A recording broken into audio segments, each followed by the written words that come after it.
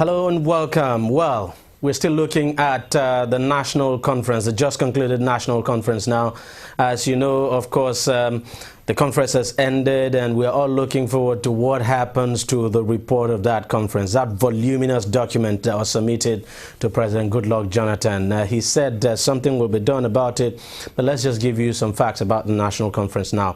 Over 600 resolutions were actually passed, so quite a lot of work for the over 400 delegates that sat there and took some very, very far-reaching and important decisions. But as important as these decisions are, people say they'll all come to naught if they are not implemented, like we saw in previous conferences. Now, at the end of that conference, President Jonathan described it as a success and said basically or literally that those who criticized the idea in the first place should just bury their heads in shame. Let's take a listen to the president now commending the outcome of that conference. The success of this conference has proved the cynics wrong in many respects.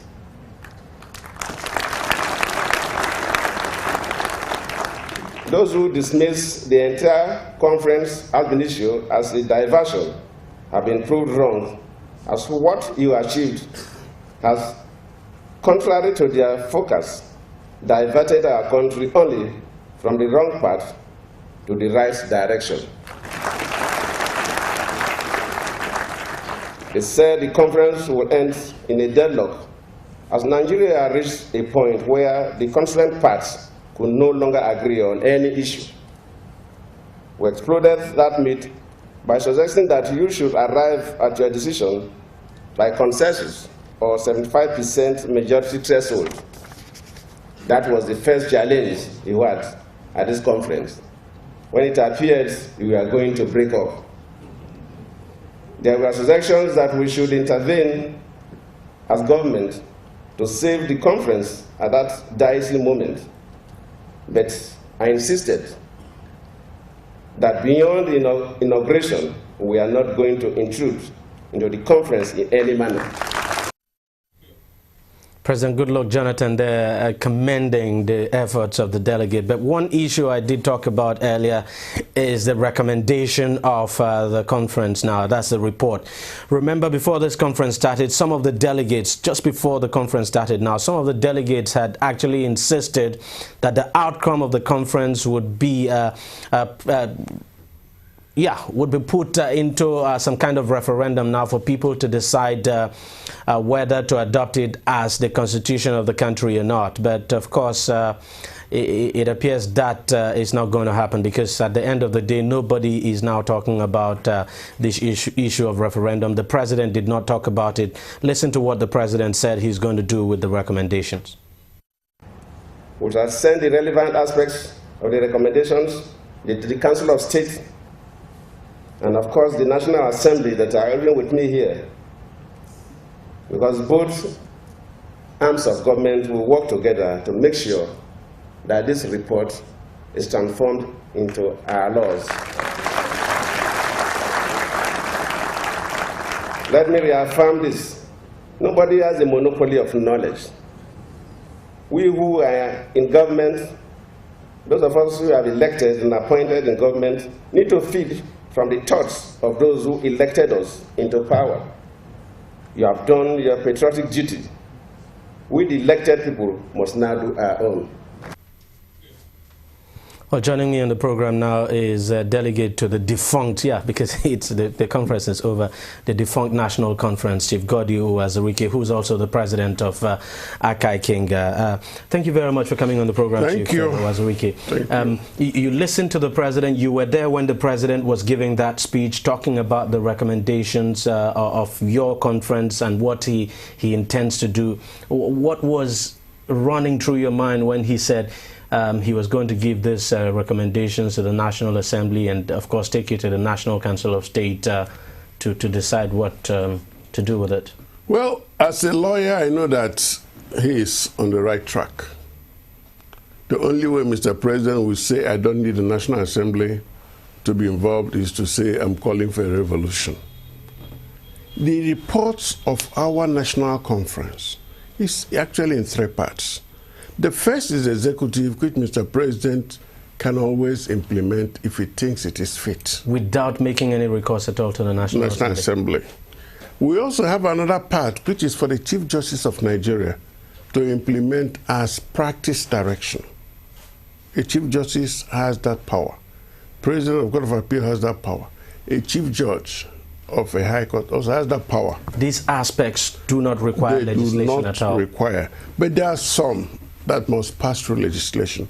For instance, all those laws or proposed amendments, whether they are constitutional or not, they must pass through the National Assembly. They must pass through the normal legislative form.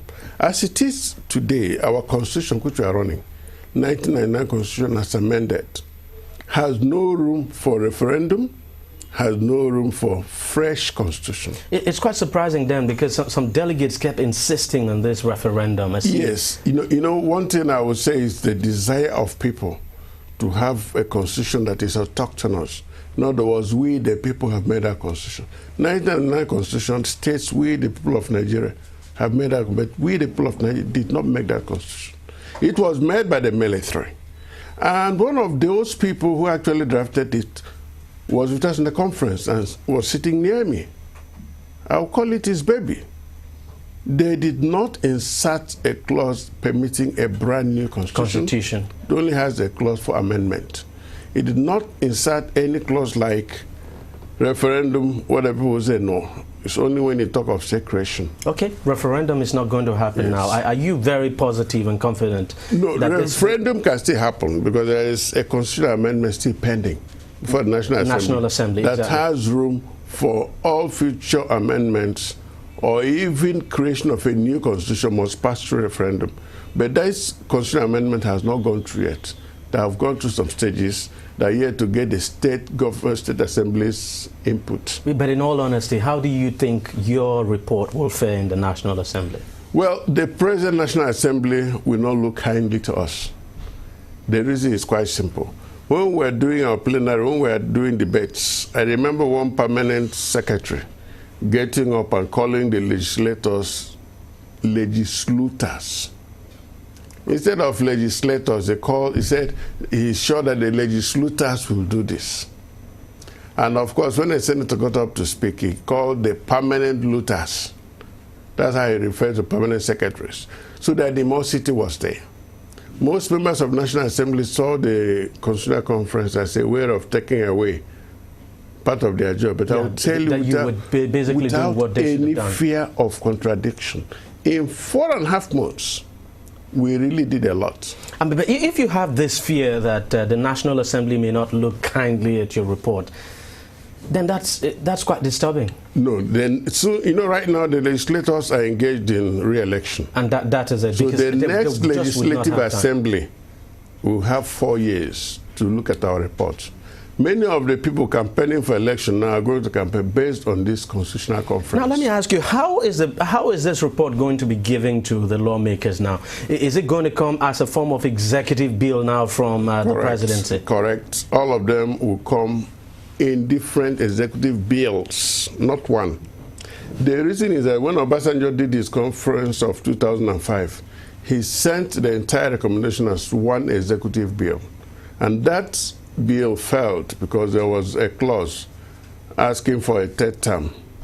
In other words, removing the term limit for any president or governor. Yeah. And based on that alone, I remember it was Senator Wabara when he cast his own vote against it, and that was the end. Exactly. So, but here, we took pains to draft the bills separately, as advised by Mr. President, said, even if it means drafting a new constitution, drafting a new bill, please do that and submit, and we did that.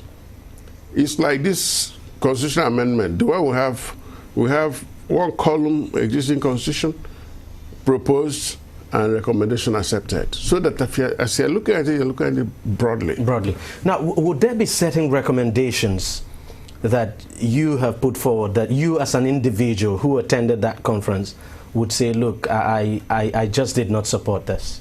No. I support most of them. The only one I would say I did not really like was the way issue of derivation. I wish we had put that to vote. And yeah, exactly, because if we had put it to vote, the result would have been different. But you chose to leave it to a technical committee. As it is, it was not a loss. What was accepted by the Committee on Devolution of Power is that the status quo should remain. And what is the status quo? At least 13%. It didn't say 13%, at least. So the advice came, or the question came, can Mr. President increase? We said yes. Let me take you to one of your recommendations that a lot of us consider very controversial, even me too consider quite controversial and quite disturbing, and that's the recommendation on, there you have it, that's the recommendation on the creation of 18 states. You're creating 18 states. People say we have more than the number of states we have now, that most of these states are not viable. It's quite understandable if you say for the sake of equity and political expediency, you want to create a state for the Southeast. But to create 18 additional states? I will give you an answer straight, because when we were discussing this, I moved 3 recommendations when I was speaking.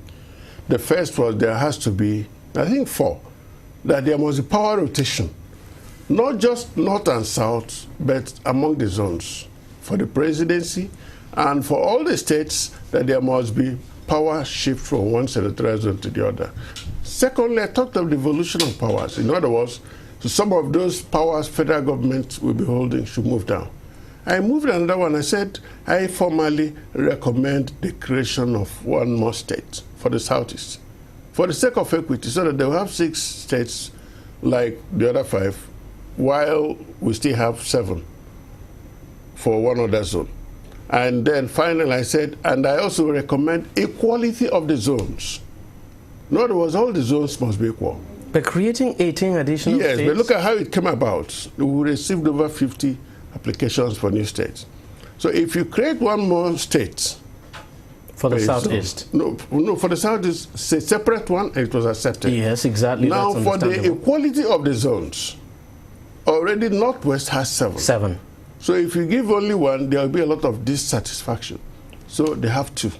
But you don't just create states for the sake of creating. No, it was not for the sake. It was to satisfy the yearnings of the people. And what is government all about? What is the Constitutional Conference all about? It is to enable the people. What satisfaction are you giving to the people? Do you think by creating? No, excuse me. Do you think by creating additional states now that will be the end of the people's problem? No government actually satisfies the people, but you do your best. This conference, of which I'm proud to be a member, took pains to look at the needs of people. I'll give you one state, Kaduna. We have southern Kaduna, full of Christians. The imbalance there is glaring. And they came with Gurara. What was the argument against it? So what's wrong with integration that we preach? There is no way. You know what is happening in Nasarawa now? You also know that in Kebbi, we have a new state for Kenji called Kenji State. You have parts of Niger, parts of Kebbi. You have Savannah. You come down to Imo State or Southeast. You have a particular area where there is really no development. Creation of states will bring development nearer the people, the yearnings of the people. But when you don't have money to give to the states, it becomes yes, nobody's asking. We also have a clause that states are free to match. For instance, the Southwest came with a request for zones or regions as federating units. That did not sell, because even Lagos is against it. So, if, for instance, you have 9 states in Southwest, they may say, well, these things are too many, let us have only 2 states. They can match. It's there. As for whether the states are viable, I can sit and tell you they're viable. How? The state governors today, how do they travel? Chartered jet. What do they have? 1,000 special assistants, each of them with secretaries, each assistant with driver, 2 cars, messengers. That's high cost of governance. Anyway, let's talk about another one that I have to ask you, quite controversial. I know you're a Christian. I know you're also a knight in your church. What do you make of that recommendation that churches and mosques should be made to pay taxes? No, that's not our recommendation. Okay. What we say is that there must be a distinction between church revenue and private revenue. So, churches are not to be taxed. How do you make that distinction? Let me tell you. Okay. I'm a Catholic. I'm a Knight of St. Molumba. The Catholic Church has the church. It belongs to the church. It's actually the Archbishop who is in charge of everything. Every other priest is an agent of the Archbishop in Lagos. So it is worldwide. So when you have an Archbishop owning shares in a company, he should pay tax. But when he do you sets have up a situation bakery, like that where... when he sets up a bakery to make bread, he should pay tax. No, but I'm even... the reason I'm asking is, do you have a situation where a pastor or a clergyman has some other business? Well, I think there are so many of them. Actually, there are some churches where the church is really the private property. That these businesses are subsumed under the church. It's the private property of the pastor or the imam. There are so many of them. You own buildings left and right. You lay them out to tenants. You will not pay? You will pay. You own a transport company. You will not pay. You pay. You set up a television station. You run adverts. You own all these things. You will not pay tax. You will pay. Chief Godwin Azuruike, just hold your thought there because we're going to take a short break now. When we come back, we'll continue this discussion.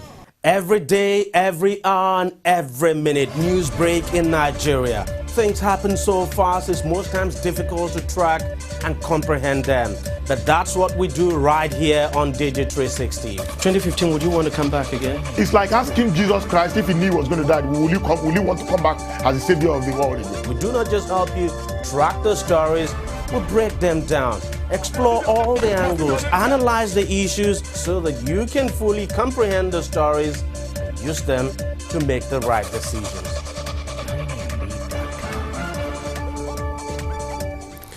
Welcome back. We're still talking the defunct National Conference and the recommendations made by that conference, and still have Chief Godwin Azuruike right here on the program with me. Chief Godwin, let me just ask you, let's look at another recommendation now that you made, the forms of government. I mean, you proposed a sort of mixed form of government, a mixture of the presidential and the parliamentary system, and suggesting that the president must pick his vice, his deputy from the legislature. Well, you know, at the moment we have a lot of conflicts between the legislature and the executive because most of them really don't see themselves as walking inside the same boat. Well, people would argue that that's the way it should be. You don't have to have a situation where the legislature and the executive, but where they become destructive, that is not good. Well, maybe that's one of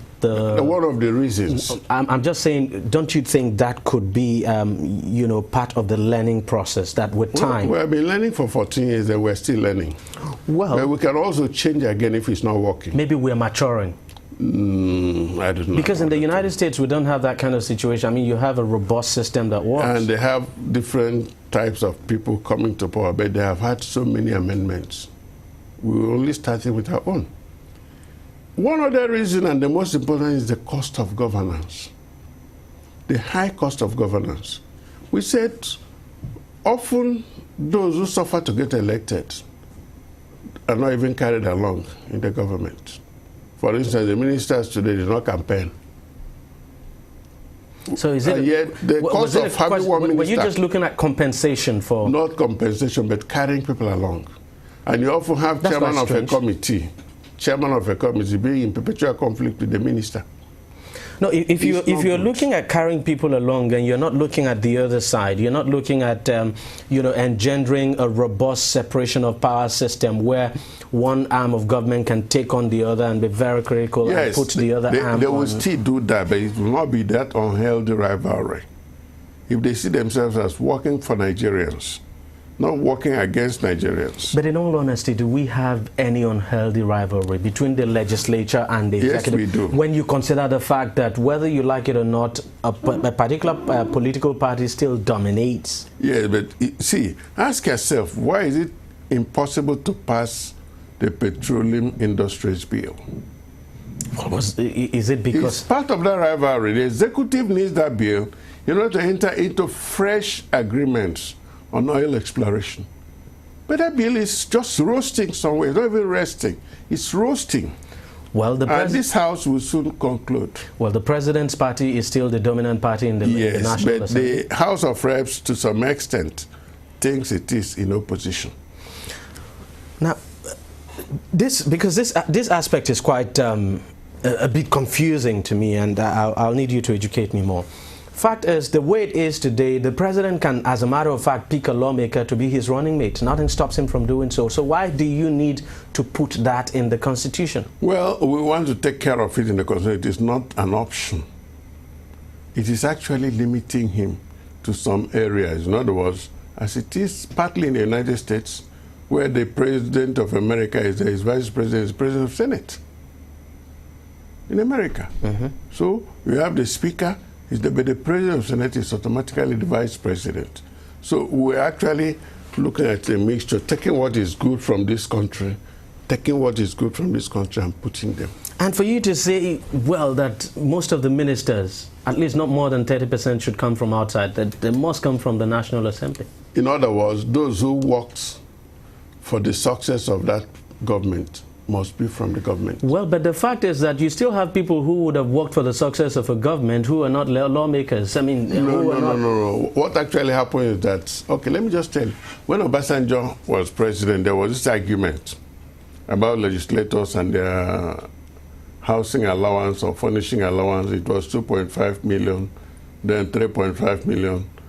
When there was a public hearing, it turned out the ministers were getting about 10 million each. And they were talking of legislators having only one car, and the ministers were getting, at times, 8 cars. So you find that whereas these people labored in the field to get into government, those who did not labor but are there because somebody says, come. But Chief Wazirike, you also know, I mean, you know this thing, that there are some people who even labor the most, and they are not in government. Yes, but they should be in government. I mean, they are not in parliament. So. Yes, but if you have worked and you're in parliament. And you also know that there are parliamentarians who actually did not even work for their election. Well, I won't go to that extent to say no, they didn't work, because when you know how far a legislator worked to get the nomination, I don't mean handpicked, to get elected, it's a long journey. I have been with them. But you honestly think this recommendation is that necessary? It is necessary, and I'm sure the next Legislative Assembly will look kindly to it because it's carrying them along. No, there's no question at all. Now let's look at another recommendation, quite well, that the lawmakers may not look kindly at. You're suggesting. Of course, you say the current system should be retained, the bicameral legislature should be retained, but that lawmakers should work part-time. And some people have come up with the argument that, look, whether we like it or not, our lawmakers more or less work part-time now because they don't sit for the whole 365 days in a year. Yes, 181, but actually we're looking at the cost of governance. All these things are aimed at reducing the cost of governance, not punishing anybody. Legislators, they sit in formal session Tuesday to Thursday. They use Monday and Friday for committee sittings and so on. Some are serious, some are not serious. But we're looking at a place where, at a position where those who are seriously engaged in one form of business or the other are people who come forward for election, not people whose source of income is the government. That's the whole purpose. So did this recommendation propose any number of days? No, it did not. But I think they still left at 181 days. But then one thing we're looking at is a way to reduce the cost of governance. Remember, anytime they want to talk of corruption, people look at the National Assembly, which I don't agree with. All right. I really don't agree with them, looking at them only because the corruption goes everywhere. Unfortunately, time is out. Our time has run out. But let me just ask you this final question. Overall, you think you have done a good job? I can say without any fear of contradiction. We'll come in there 8 to 9. At times we'll sit till 8:30 p.m. I remember particularly the delegate from KB kept on interrupting. We were there till 8:30. Every 30 minutes, the man would say, I want to go home. They would tell him, go. So instead of us closing by 6, we're there.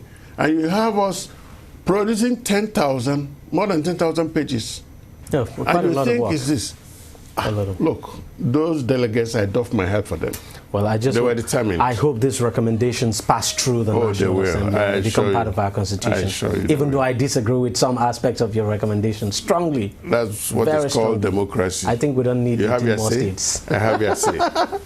Thank you very much. Well, that's it on the program. But if you want to watch it again, it's very simple. All you just need to do is you go to our website. The program is there. Our website now is www.tv360nigeria.com. You'll find the program and lots more there.